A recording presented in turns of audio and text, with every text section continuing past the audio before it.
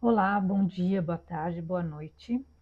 Hoje eu trago um texto do dia 3 de agosto de 2023 e o título é Paradigmas. Vamos lá.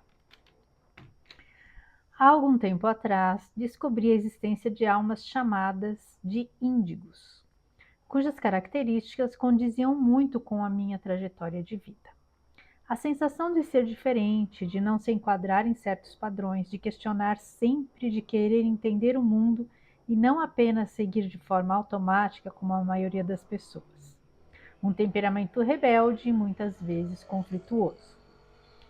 E nesse caminho de busca por sentido, descobrir a identidade índigo foi, de certa forma, gratificante e até mesmo reconfortante.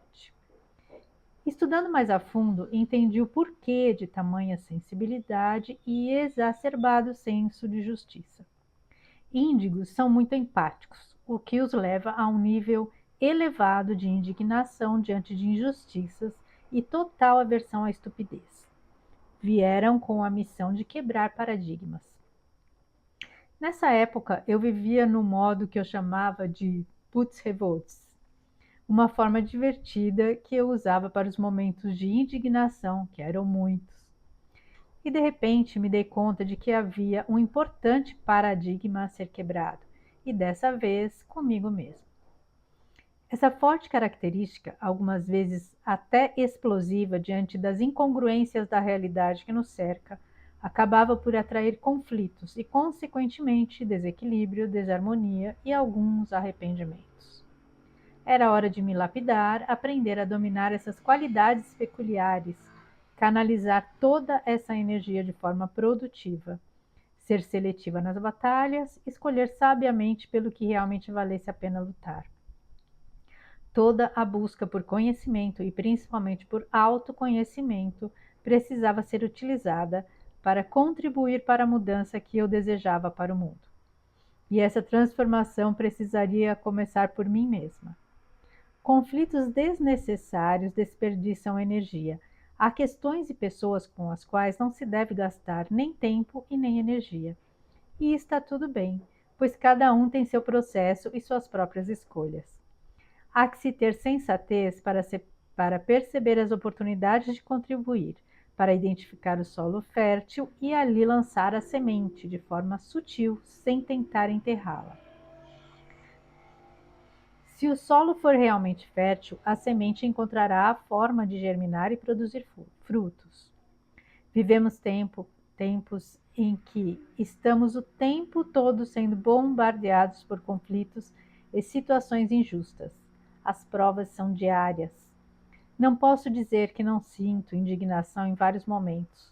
Contudo, agora consigo respirar e questionar se é algo que vale a pena alguma atenção, se é algo que vale alguma atenção ou apenas mais uma distração.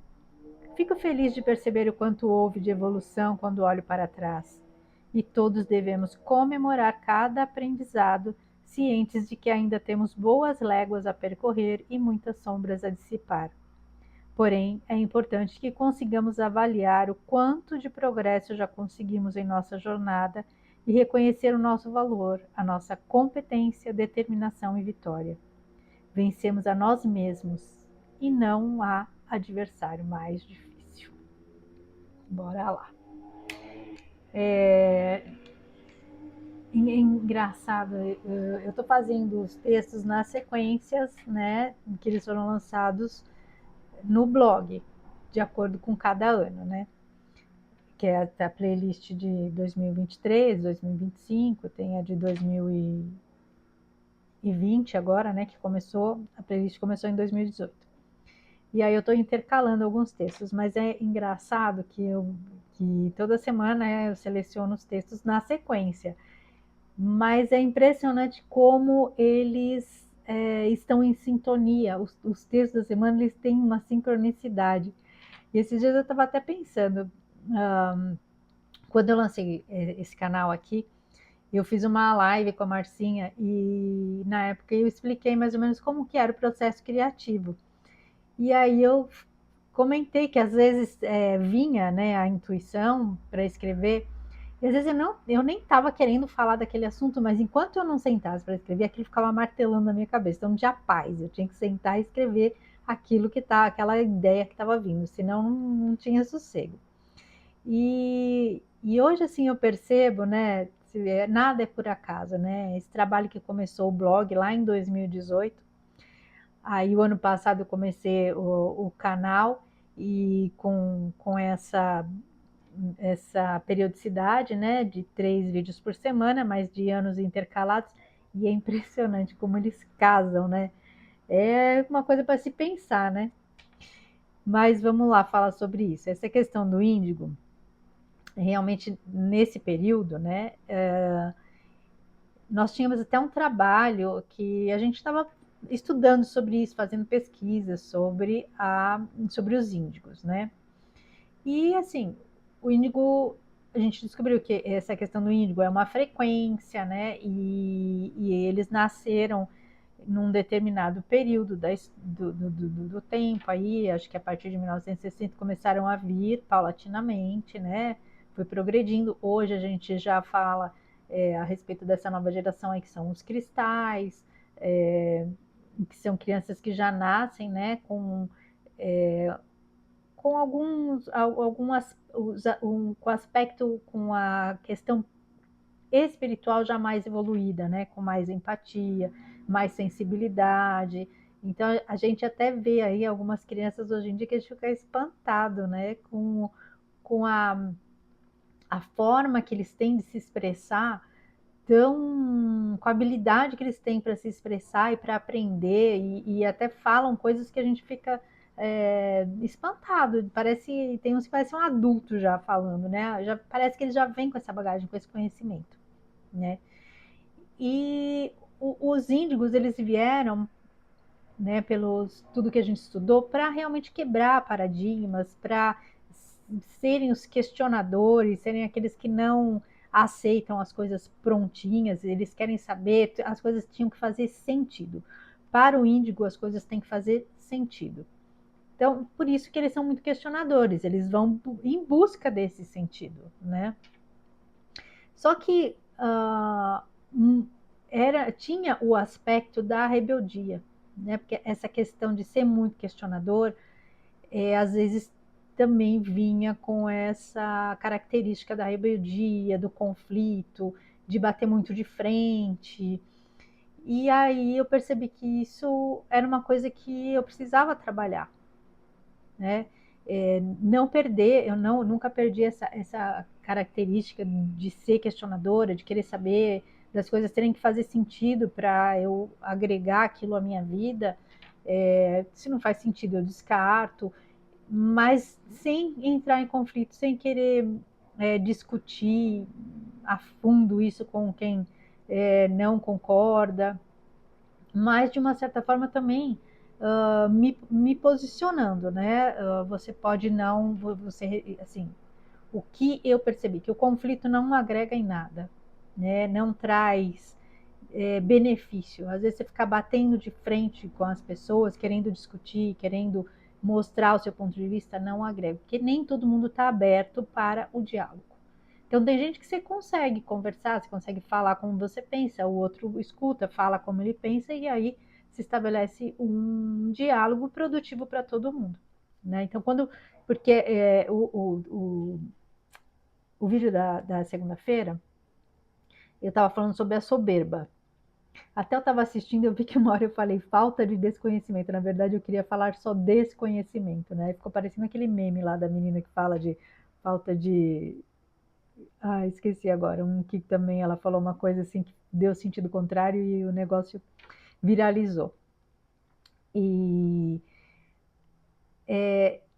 então, essa questão de estar sempre em conflito, sempre em conflito, também, de uma certa forma, linka com o texto da segunda-feira, porque é um comportamento um pouco arrogante, né? Um pouco soberbo, de achar que o que você está, as pessoas têm que entender a forma como você pensa. E ninguém tem que entender.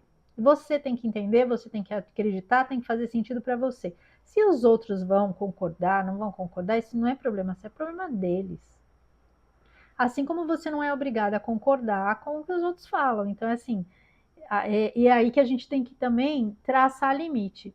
Você não tem que concordar com o que os outros falam, mas você também não tem que ficar baixando a cabeça o tempo todo com medo de que, ai, que o outro vai pensar de mim, a pessoa vai achar que eu sou isso, vai achar que é aquilo. Então, assim, às vezes a gente tá em algumas situações em que você acaba nem interagindo, porque você sabe que as outras pessoas não vão aceitar um ponto de vista diferente. Ou às vezes tem gente que você está num lugar que você sabe que as pessoas têm um posicionamento muito diferente do que o seu, e, e você não consegue estabelecer um diálogo porque fica aquela situação constrangedora de que vai causar um desconforto ali. E assim, não é certo isso, porque assim como você dá abertura para o outro se manifestar e você respeita, você deveria receber de volta o mesmo respeito. Mas infelizmente não é assim que sempre acontece. E às vezes a gente acaba se abstendo de interagir de uma forma mais autêntica, justamente para não criar esse tipo de desconforto. Mas hoje isso é uma coisa que eu já entendo, trabalho bem. Eu consigo estar em ambientes de pessoas que eu sei que pensam totalmente diferentes, são pessoas que não têm uma abertura para certos posicionamentos. É aquela pessoa que acha que o que ela pensa é o certo e acabou. E tudo bem. Eu simplesmente não, sabe quando a gente entra naquele modo convivência social, só você concorda, você não se. Assim, concorda, lógico, coisas que você absolutamente acha errado, você não vai concordar, mas você pode se abster de se manifestar. Às vezes você escuta e tudo bem, não fala nada, não dá a sua posição, nem concorda, nem discorda, né? Fica neutro. Então, às vezes é assim que a gente tem que conseguir se colocar para conseguir conviver, né, de uma forma harmônica com os ambientes em que a gente precisa conviver, né, nos ambientes que a gente frequenta, porque na maioria dos casos, as pessoas, né, existem as ovelhas negras, né, as pessoas que isso não é uma coisa negativa, é simplesmente uma pessoa que pensa de uma forma diferente. Justamente são assim, os índigos sempre acho que eram considerados as ovelhas negras, né, porque justamente porque essa questão de questionar, de buscar o sentido das coisas. E sendo que a maioria da sociedade não funciona dessa forma. A maioria das pessoas tá ali ainda nas distrações, inebriado ali, né, nas manipulações, na televisão, na mídia tradicional e acredita em tudo e não questiona nada. Tem coisa ali que é óbvia, a pessoa não questiona. E tudo bem, é escolha da pessoa. E, e às vezes, e isso para gente, para quem tem esse espírito mais livre de querer entender o mundo de uma forma mais ampla, no começo era muito desconfortável, porque você se sente ali uma ilha, né? Até teve um texto do Vital, acho que ele fala das ilhas humanas, e que ele fala que toda família tem ali a sua ilha humana, que é aquela pessoa que tem uma visão de mundo mais ampliada, uma expansão de consciência, e não é por acaso, né? Porque realmente cada, cada núcleo ali tem alguém com uma visão diferente, que é o que faz todos, que dá a oportunidade de todos ampliarem as suas consciências, né? Porque se tudo fosse, todos os núcleos fossem de pessoas que pensassem igualzinho, né? Não teria como haver questionamentos, e sem questionamentos, sem dúvidas, sem esses embates, né? As discussões, não nada evolui, né? Aquilo segue sempre igual. Então é importante que todos os núcleos tenham alguém ali para cutucar, para estimular, né, o avanço, a evolução, a busca pelo conhecimento, a plantar a sementinha ali da dúvida, para que as pessoas comecem a pensar, porque e foi o nosso trabalho, né, alguns anos atrás, tanto é que agora que as revelações começam a aparecer, se aquela sementinha que a gente plantou lá atrás caiu num solo fértil, ela vai germinar. A pessoa para quem você lançou aquela sementinha vai lembrar, poxa, mas há uns anos atrás aquela pessoa já falava disso, né? Então, esse, de uma certa forma, era o papel do índigo, só que às vezes a gente não está, a gente fazia isso de uma forma muito abrupta, assim, muito com um pouco de arrogância, com falta de paciência, né, querendo impor, e acho que a gente teve, isso fez parte do nosso processo evolutivo, de vir com essa característica e ter que aprender a utilizá-la de uma forma mais produtiva, né, mais assertiva. E assim, a maioria dos índigos que eu conheci, né, principalmente nessa época que eu comecei a buscar isso, comecei a me informar, você vai se ligando a pessoas que estão fazendo a mesma busca. E todos eles fizeram essa jornada de conseguir entender o verdadeiro papel aqui e como usar essa característica, né, tão assim, que é explosiva mesmo, é um temperamento mais arrojado, mais livre, mas como usar isso de uma forma a trazer algo de positivo para a gente e para as pessoas que nos cercam.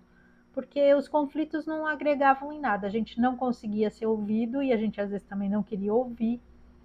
Então, isso não trazia nada de progresso para ninguém, não trazia nenhum crescimento, não trazia aprendizado, não trazia lição nenhuma.